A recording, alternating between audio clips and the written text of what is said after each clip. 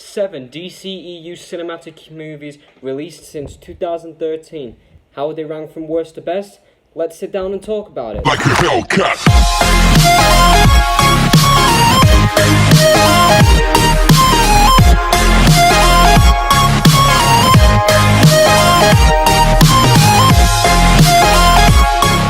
Nerd and people who still live at their parents' house.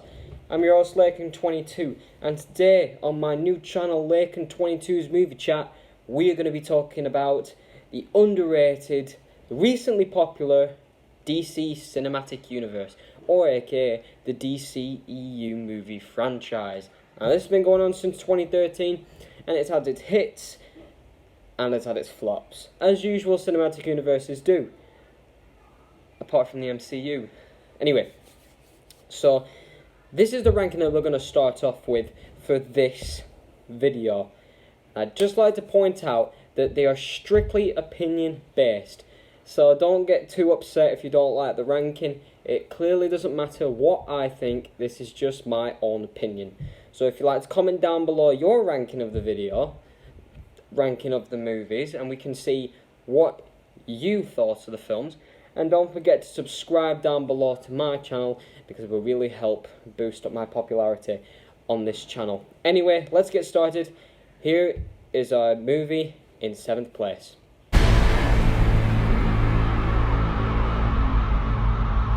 Yes, Batman v Superman, Dawn of Justice, released in 2016 and directed by Zack Snyder. This movie is just a big disappointment for me. When I first saw the trailers for this film, I was hyped as hell.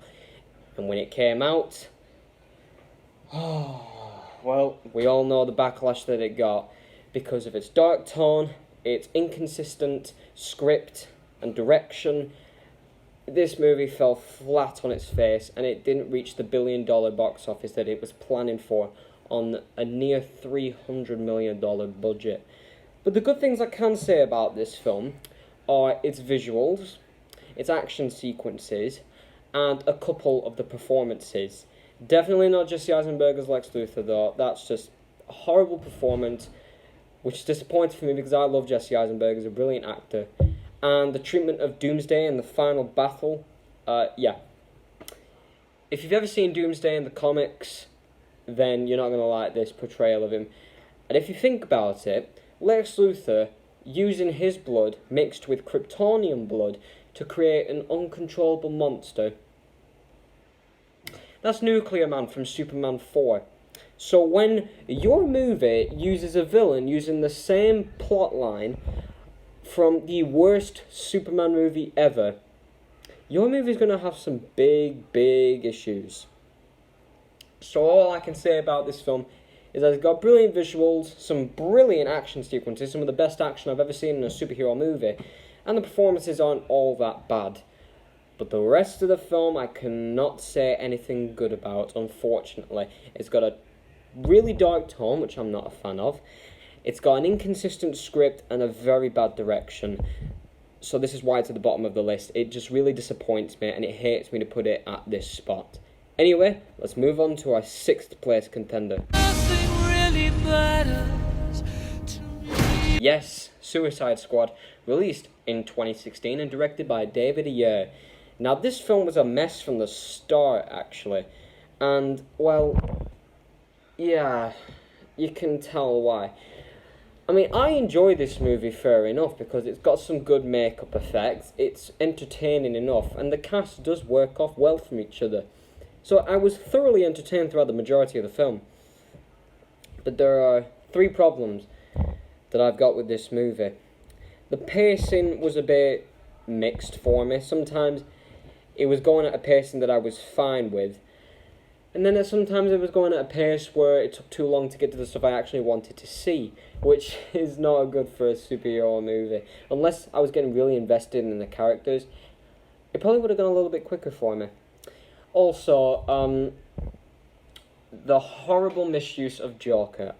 I liked Jared Leto's Joker fine. I thought he had a really cool design, and the actor who was portraying him wasn't awful. It's just that they completely misused the character. I mean, he could have been the main villain of this film, and he's only in the film for 20 minutes.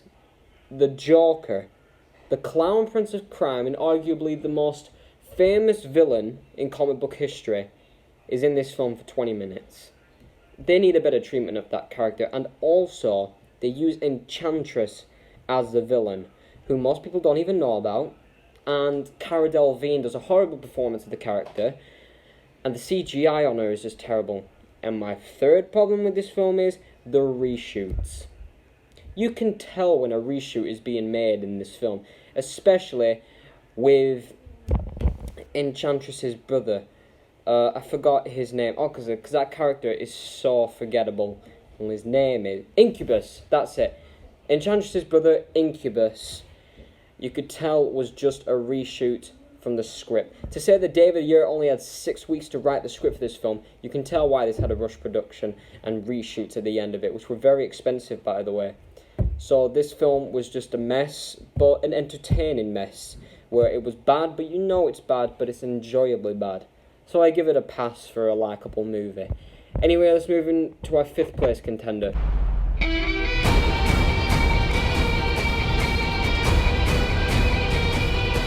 Yes, Wonder Woman, released in 2017 and directed by Patty Jenkins. Now, this film, what can I say about this film? It's probably the first DC Cinematic Universe film that was critically acclaimed by critics and mostly beloved by everyone. But for me, it didn't strike an impression with me as much as it did with other fans. But it's not for the reason that you think. A lot of people say that the people who don't like this film are sexist arseholes. Well, I'm not. Having a Wonder Woman movie is actually really good. I enjoy Wonder Woman fine, and her film is entertaining enough. But my problem with this movie is that, for me, it doesn't class as a superhero film that I would rewatch constantly. It didn't just have that spark for something that I'm completely interested in. Now, the characters are very enjoyable. The action, once it gets to it, again, is very good. And the colours in the film are very remarkable. But I think my main problem with this film is the villain reveal. Using Ares as a villain is a good choice, especially for a solo movie. But when it's some stubby British guy, instead of it being the German Nazi general that has been throughout this entire film, it doesn't really make much sense. And with him saying he's not starting the war, he's giving them the idea of the war. That doesn't even make sense either, because if he's giving them the idea of the war, he's starting the war. He's the one who's starting it, not them. He is. And also, the action, once he gets to it, is brilliant, but it's not the action that I go crazy for. It's got some nice visuals, and it's thoroughly entertaining, but not as entertaining as I wanted it to be. So, I wouldn't class this as a bad movie or even a disappointment. This film is really entertaining, but for a DC movie that I'd want to rewatch constantly, I'm guessing this is just not my cup of tea for a rewatchable movie.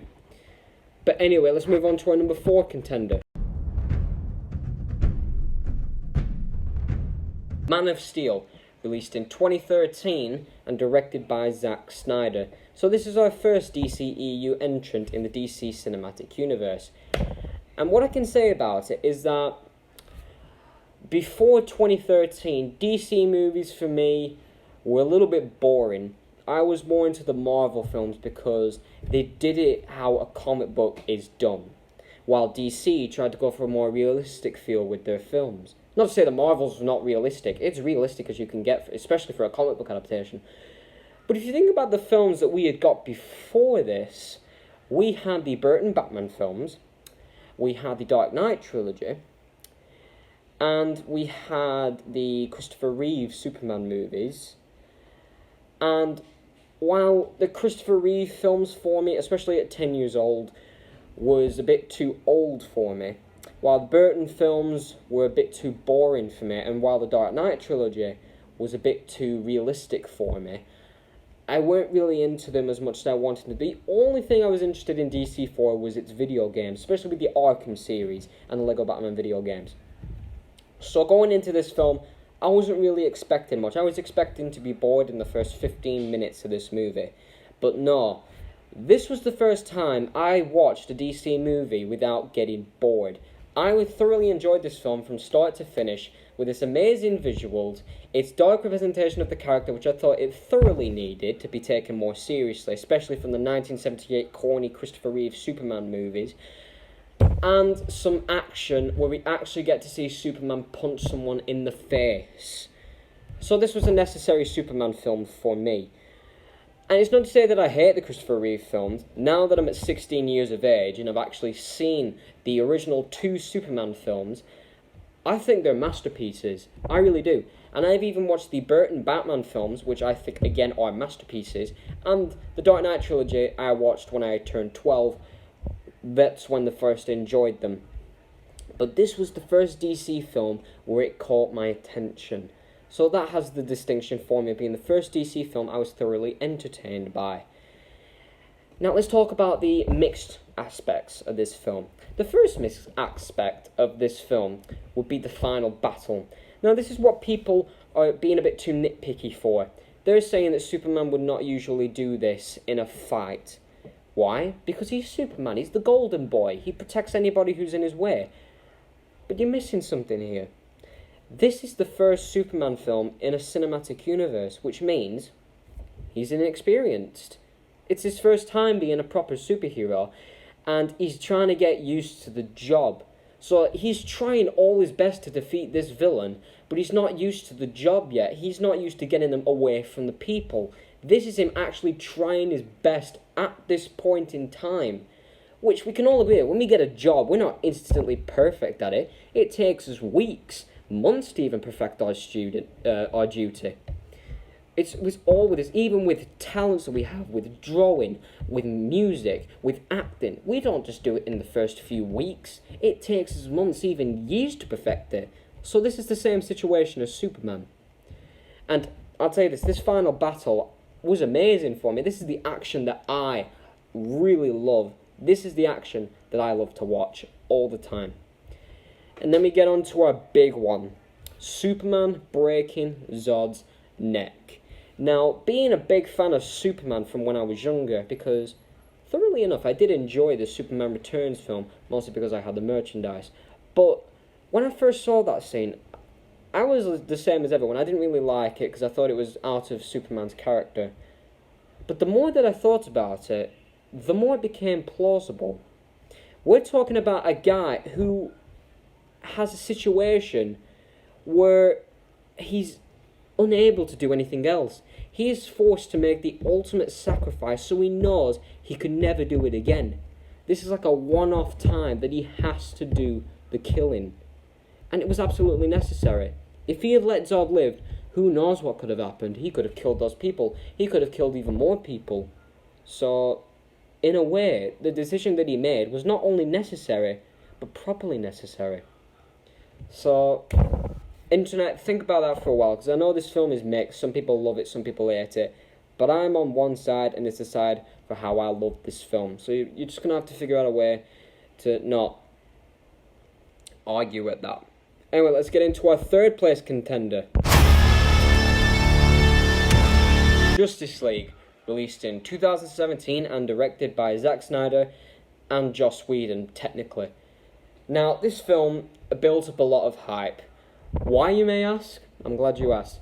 Because after Zack Snyder stepped down as the directorial role because of his daughter dying, unfortunately, God rest in peace, Joss Whedon, who was a co-writer of this film, was asked to step in and finish up the film and add in a few reshoots.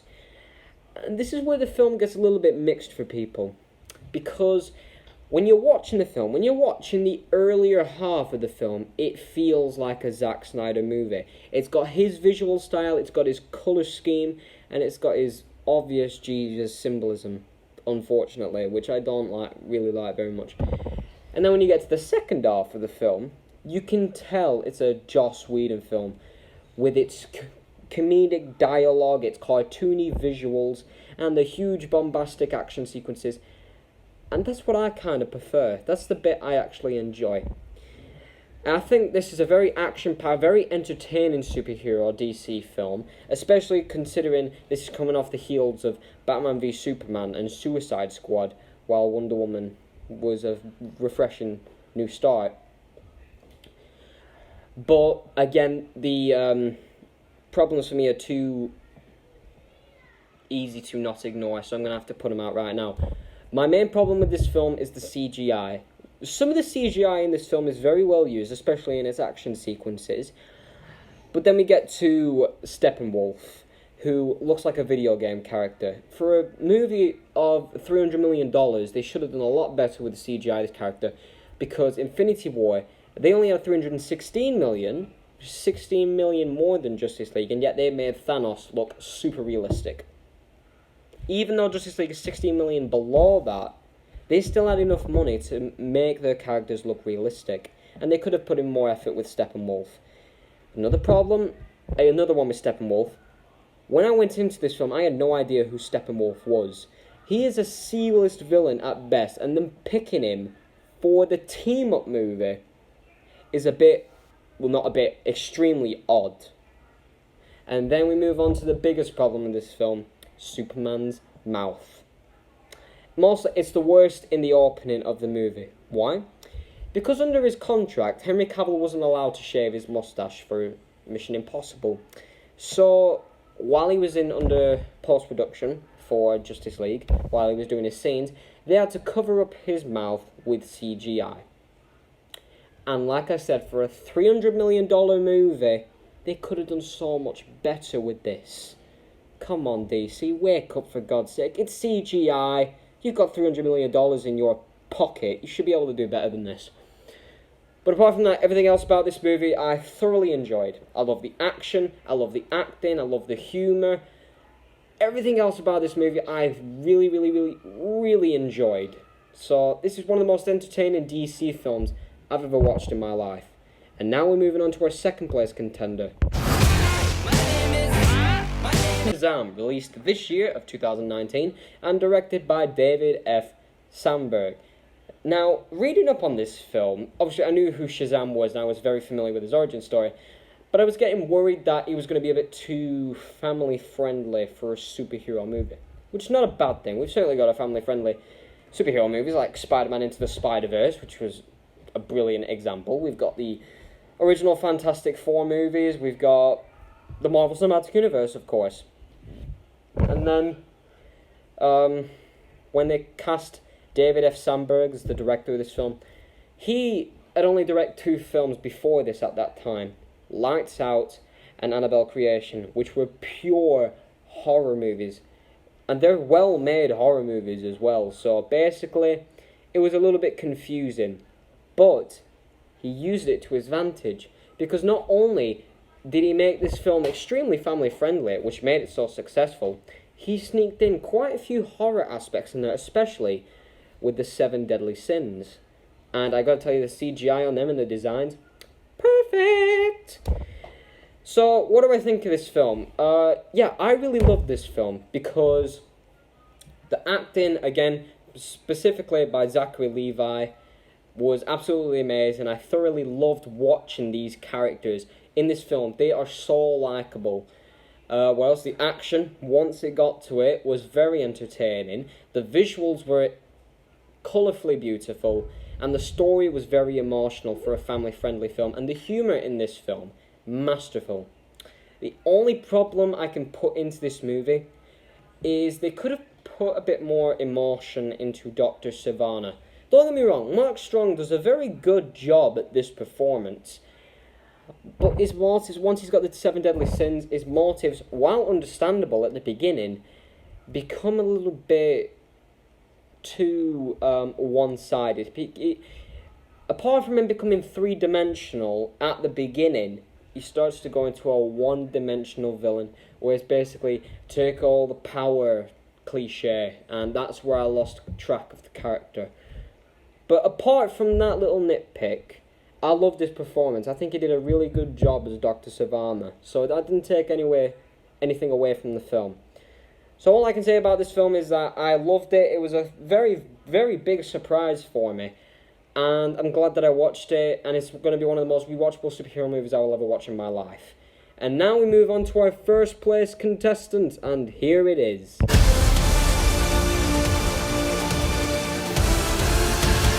Aquaman, released in 2018 and directed by James Wan. Again, when I read upon this film and I heard that James Wan was going to direct it, I was a bit skeptical because the only movies that I knew that he directed up until this point were the first Saw movie, Dead Silence, Insidious, and the 2 Conjuring movies, which again are all horror. But then when I found out that he directed Furious 7, I thought, alright, maybe he can make this quite good. But then I thought maybe the horror aspect of Aquaman is actually necessary, because everyone up until this movie saw Aquaman as, well, goofy and stupid and silly. Why? Because he can talk to fish. His powers had never really gotten an upgrade until this movie made him a huge badass. This movie is the definition of a perfect DC movie. Well, we'll see when this film comes. But anyway, this film, perfect DC film for me. It's got amazing visuals, fantastic performances, brilliant emotion, visually stunning action sequences. It has the lot. This kept me on the edge of my seat from beginning to end. And it had me crying a few times, I will admit. And it had me cheering like I don't know what. The one thing I can complain about for this film, and it really is a nitpick, some of the dialogue at times could be a little bit hawky, like too, like campy or goofy for this type of movie. Even though it's got a very light and adventurous tone, it still came across as too campy, like it's from the 60s Batman TV series. So, but it didn't bother me though, because it did make me break out laughing a few times. So all in all, this film, brilliant DC film. I can't wait until they make the sequel. Anyway, thank you so much for watching. Next week, I don't know really. It might be tomorrow. I might do another ranking list, and actually, I don't know what to make it. It could either be the Marvel Cinematic Universe, or it could be the X-Men movie franchise. It could be anything. I'll just probably have to do another coin flip. So, we'll just have to think about it, won't we? So anyway, thank you so much for watching. I'm really glad that you've all enjoyed this video. And don't forget to comment down below your ranking of the films so I can see what you thought about them all. And subscribe to my channel so I can actually get a bit more viewers. So that'll be very helpful. And thank you so much. I'm Lakin22, and this has been the Lakin22 Movie Chat.